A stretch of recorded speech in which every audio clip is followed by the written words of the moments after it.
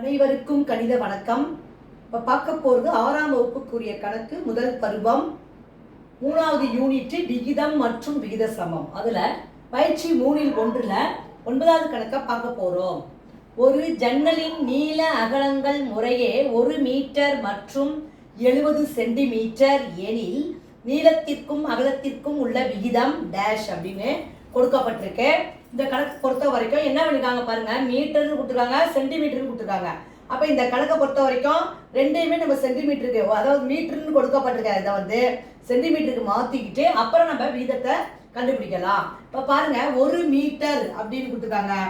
1 metre என்பது 100 centimetre. 1 metre என்பது 100 centimetre. இப்போ பார்த்தீங்கன்னா இதை வந்து மீட்டர் சென்டிமீட்டராக மாற்றிட்டோம். அப்போ 1 மீட்டர் என்பது 100 சென்டிமீட்டர். விகிதம் அதற்கும் எதற்கும் உள்ள விகிதம் கேட்டிருக்காங்க 70 சென்டிமீட்டர். இப்போ பாருங்க, இந்த பூஜ்ஜியத்துக்கு இந்த பூஜ்ஜியத்தை அடிச்சிட்டோம். மிச்சம் இருக்கிறது வந்து 10:7.